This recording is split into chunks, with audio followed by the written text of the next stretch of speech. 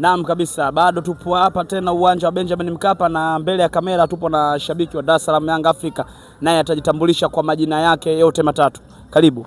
Asante. Kwa majina anaitwa Cyprian Samson Nswema kutoka tawi la Makete Iwawa. Mimi nadhani sisi Yanga hatuna maneno mengi. Sisi tulichodhamiria kwetu hapa ni ushindi.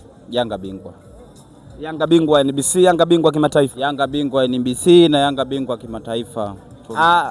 Na pia Yanga mmetoa jezi nyingine. Ni jezi zile zile material kila kitu. Yaani kasoro katoka GSM na imekuja nia, na baadhi ya mashabiki wa Yanga wanakuambia hii nia hii ina maana mengi. Wanasema wengine wana nia ya kuchukua ubingwa wa Afrika, wengine wanasema wana nia ya kuchukua kila kitu. Sawa. Mimi nadhani wako sahihi kabisa kwa sababu nia ina maana nyingi. Nia ina maana ya kuchukua kimataifa, ya kuchukua NBC, lakini pia makombe yote yaliyoko mbeleni mwetu. Kwa hiyo chochote tunachosema kwetu sisi nadhani tuna maneno mengi. Wananchi tunajuana, Yanga bingwa.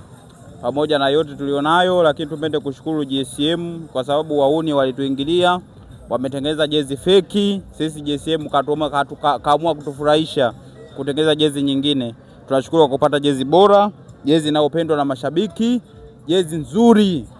Sasa hii kama ile ya mwanzo sema imebadilika tu kwenye nembo ya biashara. Hapana. Sisi tunatofautisha.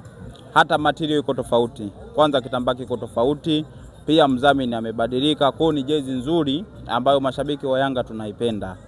Kwa hiyo sisi kama mashabiki wa Yanga tuna maoni kwamba mashabiki wa Yanga wenzetu waungane na sisi pamoja kununua jezi hii kwa sababu ni jezi bora, ni jezi nzuri kwenye kutumika kwenye mashindano ya ligi kuu mpaka kimataifa. Bwana asante sana. Asante sana. Nashukuru sana.